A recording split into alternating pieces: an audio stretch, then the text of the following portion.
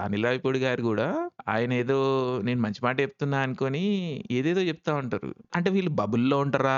ఇంటర్నెట్‌లో ఉండరా? మళ్ళీ they are obsessed about internet approval. అదేందో వాళ్ళ లాజిక్ నాకు అర్థం కాదు. ఇంటర్నెట్ అప్రూవల్ కావాలి. కానీ ఇంటర్నెట్‌లో ఉండరాళ్ళు. ఊత మారుస్తే అర్థం మారిపోదు. ఆ! లిటరల్లీ ఆ! నాకేదన్నాడో అర్థమైతుంది గదా! మనము ఒక 10 ఏళ్ల నుంచి వర్క్ చేస్తున్నాం. 'మీ టూ మూవ్‌మెంట్' అని, లేకపోతే 'పింక్' సినిమా అని, పవన్ కళ్యాణ్ అంత మొత్తుకున్నాడు. నో అంటే నోరా అని. అమ్మాయి మేబీ అన్నా నోనేరా. కరెక్ట్ యెస్ అంటేనే యెస్ రా అని చెప్పుకుంటూ వచ్చినాం. సడెన్‌గా వచ్చి కూల్‌గా ఫ్యామిలీ సినిమా పేరు మీద పెళ్ళాలు నో అంటే యెస్ అని అర్థం అంటే, అరేయ్! అట్టెట్లయితది? పెళ్ళాలకి రైట్స్ లేవా? పెళ్ళాలు నో చెప్పరా? ఇక పెళ్లి చేసుకున్న పాపానికి ఇగ రయ్యి రయ్యి అంటే రయ్యేనా? పోనీ ఏమన్నా నీకు యాడ్ అయితుందా అది? ఓ జోకా? పంచ్ లైనా? పేలిందా? కాదు.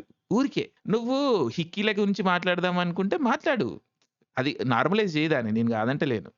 హిక్కీల గురించే మాట్లాడు. నో యెస్ ఎందుకు ఆ డైలాగు? నాకది అర్థం కాలే. నెక్స్ట్ ఏమంటాడు?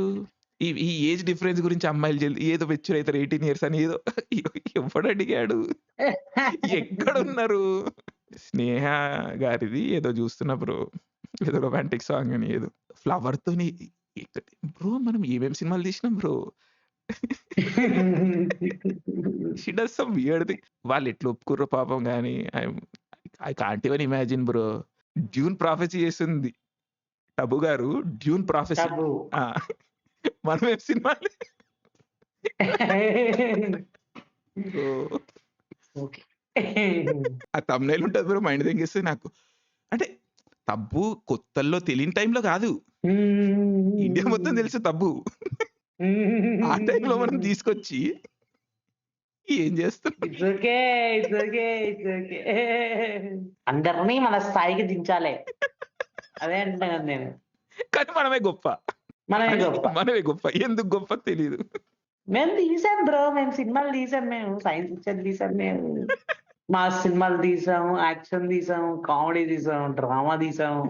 నామకే వస్తాయి అన్నీ. మళ్ళా సినిమాలేంట్రా అంటే అన్ని సినిమాలు గవే. మళ్ళా ఆళ్ళందరూ కరెక్ట్ అయిపోతే మనం తప్పిపోతాం. ఆ! అదేంటో అది మళ్ళా ఆఫ్ కోర్స్. Of course. ఇప్పుడు నాకిప్పుడు ఏమర్థమైందంటే, మనం ఏం జేసినా గాని మాటనేది నీట్‌గా పెడుతూ, మాటనేది ఒక విధంగా పెడుతూ సార్, సార్, సార్, సార్ అంటే మనం మంచోళ్ళం అయిపోతాం. నాకది అర్థమైంది ఈరోజు. ఎవ్వడొచ్చినా గాని వాని కాళ్ళు మొక్కాలే, సార్, సార్, సార్ అనాలి. ఎనకాల నుంచి రాడ్లు పెట్టుకో, గుణపాలు దింపి ఏమన్నా చెయ్యి. ఎవడడగడు. మనం గూడా ఇట్లనే అనాలి లేకుంటే. ఇంత గొప్ప సినిమా అలాగెలా తీశారండి? లిటరల్లీ ఎవ్వడు చూడలేదు.